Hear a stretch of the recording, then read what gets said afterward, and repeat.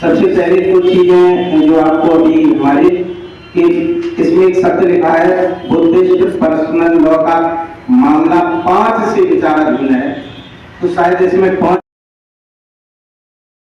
लखनऊ के अंदर आज भारतीय बौद्ध संसद उत्तर प्रदेश लगी हुई है। हमारे साथ हैं इसके संयोजक दया सागर बौद्ध जी।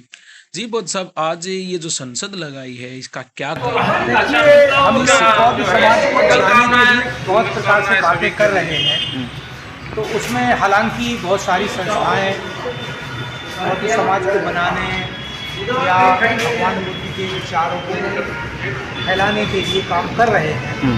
हमारा विचार ये था कि संस्थाएं बहुत सारी हैं, क्या वो मिलके कोई नया हम लोग बौद्ध समाज के लिए शैक्षणिक कार्य है, वैचारिक कार्य है, कानूनी कार्य है, ये सब कर सकते या नहीं कर सकते। इस विचारधारा से इसको बनाया गया। हम बाबा साहब को मानते हैं, भगवान बुद्ध को मानते हैं, क्या हम उनके विचारों को भी मानते हैं? ऐसी एक अवधारणा हम लोग के बीच में सामने आती है। तो इस विचारधारा को ध्यान में रखते हुए भारतीय बौद्ध संसद का निर्माण किया गया, जैसा कि आपको बायोलॉजी में पता है। बहुत से लोगों की ये चर्चा आई, विचार आए कि संसद में क्या करेंगे, किन बातों को तय करेंगे।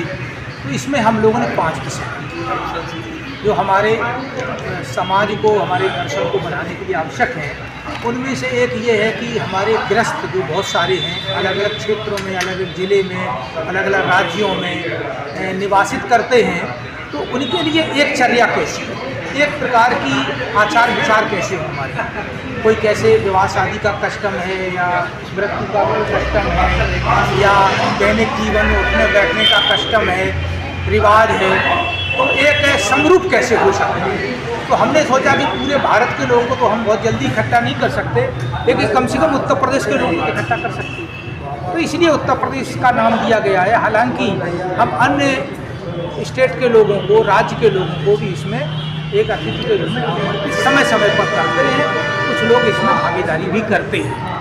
अब उसमें दूसरा विषय है कि भिक्षुओं में बहुत सारी विषमताएं हैं। क्या बुद्ध के काल के जो भिक्षु थे, उस समय के जो निर्देश थे, और आज के समय में जब भिक्षुओं को देखते हैं तो उनके भी अलग अलग व्यवहार मिलते हैं। उन व्यवहारों में कुछ राजनीतिक प्रेरित होते हैं, कुछ धार्मिक प्रेरित होते हैं, कुछ सामाजिक प्रेरित होते हैं, कुछ आर्थिक प्रेरित होते हैं। कुछ लोग आर्थिक का ही काम कर रहे हैं, भिक्षु लोग किताबें बेचने का काम कर रहे हैं, कुछ संस्थान खोलने का काम कर रहे हैं, कुछ बुद्ध विहार बनाने का काम कर रहे हैं। तो उनमें हमारी कैसे क्षमता हो और सही क्या है और कितनी ज़रूरत है परिवर्तन करने की, वो हम लोगों को बैठ के करना है। तीसरा ये मामला आता है कि हम लोगों का कोई कानून नहीं है। बौद्ध कानून न होने के कारण हम हिंदू कानून में आते हैं। तो सबसे पहले तो हमारा निजी कानून होना चाहिए, घरेलू कानून होना चाहिए। जैसे घर में एक परिवार, माता पिता भाई बहन होते हैं, तो उनमें एक आपस में नियम होता है कि वो उनके पैर छूएगा, वो उनको नमस्कार करेगा, वो उनकी बात मानेगा, वो उनके कहना पे चलेगा। तो एक भी नियम है। तो उस नियम के तहत क्या बहुत लोग मिल करके एक नियम को मानेंगे। तो एक नियम को मानेंगे तो हम सरकार को फिर कहें कि हमारी नियमावली ये होती है, इस नियमावली की मान्यता दी जाए। तो ये विषय है, इसलिए हम लोग कानून पे काम कर रहे हैं। दूसरा ये था कि हर समाज की एक भाषा होती है। जिस समाज की भाषा नहीं होती है उसका साहित्य जनरेट नहीं हो पाता है। हमारी भाषा भी है, हमारी साहित्य भी है, लेकिन आम लोग उसमें बहुत जानकारी नहीं है।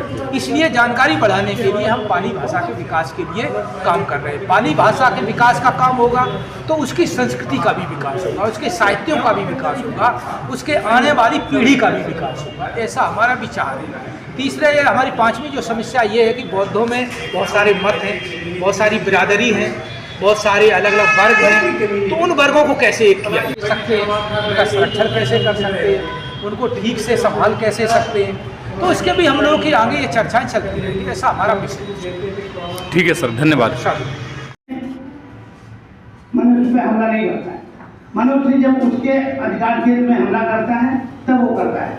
हम वन उद्योगों के बीच में काम कर रहे हैं।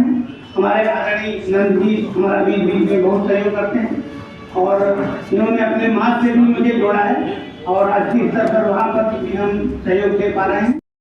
तो इसमें सूची करने के 3 तरीके हैं। किसी एक क्षेत्र की बोली जाने वाली भाषा हो,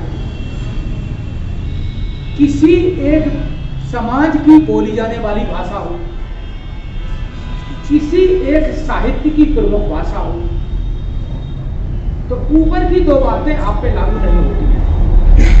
पाली भाषा किसी क्षेत्र में नहीं बोली जाती, किसी बिरादरी में नहीं बोली जाती, किसी एक संप्रदाय में नहीं बोली जाती है। ये भी एक विषय है। भले ही हम गांव में बोलते हो, लेकिन उसका कोई प्रचार प्रसार नहीं है या प्रोपेगेंडा नहीं, दिखावा नहीं है उसका। इसलिए कह सकते हैं कि गांव के किसी आदमी से अगर बोला जाए कि तुम पाली भाषा जानते हो, तो 2 को छोड़ करके 100 आदमी यही बताएंगे हमें तो कुछ पता नहीं पाली क्या होती है। 2 आदमी हो सकता बता सके, बाकी लोग नहीं बता पाएंगे। तो प्रश्न ये उठता है, तीसरा विषय ये आता है कि साहित्यिक भाषा हो, तो साहित्यिक भाषा तो पाली त्रिपिटक की है, लेकिन उसका कोई प्रचार प्रसार नहीं है, तो हमारे लोगों तक सीमित है। दूसरी चीज ये है कि त्रिपिटक जो पाली साहित्य है वो बहुत बृहद है, बहुत बृहद है। बाद में भी 5-6 ग्रंथ और लिखे गए हैं, जिसमें मिलिंद प्रश्न है, विशुद्ध मग्गो है, वो भी पाली में है। इसके बाद और भी है, न्यप्तीकरण है और एक और कोई इसी में है। तो इस तरह से ये बौद्ध साहित्य है। लेकिन बाबा साहब की परेशानी यह थी कि धार्मिक किताब कोई आदमी हमारा 30-40 ग्रंथ नहीं पढ़ लेगा। तो पढ़ने के लिए तो ठीक है, एजुकेशन के लिए तो ठीक है, लेकिन धार्मिक रीति रिवाज के लिए दैनिक जीवन में आम आदमी 35 ग्रंथों को नहीं पढ़ सकता, वो भी पाली में है, कैसे पढ़ेंगे? तो इसलिए उन्होंने बुद्धा एंड हिज धम्मा को लिखा था कि हमारी किताब कुरान और बाइबल जैसी होनी चाहिए और हाथ में लेकर के आदमी चल सके।